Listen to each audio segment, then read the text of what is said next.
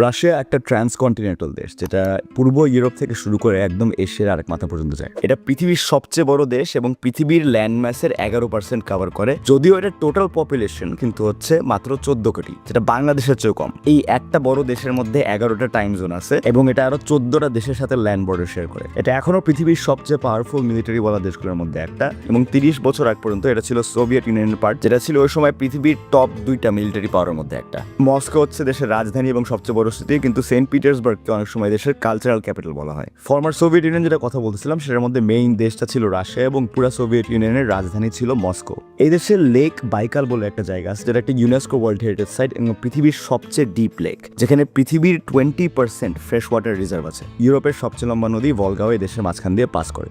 So যখন USSR এই দেশটাকে কন্ট্রোল করতো, তখন কিন্তু এই দেশের স্টেট রিলিজন ছিল এথিইজম। ইসলাম বা বাকি সব ধর্মকে সাপ্রেস করা হয়েছিল, কিন্তু সোভিয়েত ইউনিয়ন কলাপস করার পরে ইসলাম আবার লিগাল রেকগনিশন পায় একটা ধর্ম হিসাবে, এবং তারপর অনেক মানুষ তাদের ফ্যামিলির পুরান ধর্মে ফেরত চলে যায়। এখন এস্টিমেটেড এখানে 14 মিলিয়ন থেকে 25 মিলিয়নের মতো মুসলিম আছে এই দেশে। সো রাশিয়া একটা দেশের মধ্যেও বিভিন্ন এথনিসিটি মানুষ আছে। এর মধ্যে দাগেস্তানি মানুষ যারা আছে, প্রেজেন্ট ডে রাশিয়ার যে বর্ডারের মধ্যে, তারা ছিল প্রথম মানুষ যারা ইসলামকে মেনে নেয় তাদের ধর্ম হিসাবে, এবং তারা এই কনভার্সনটা করে যখন 8th সেঞ্চুরিতে আরবরা এসে এই জায়গাটাকে দখল করে।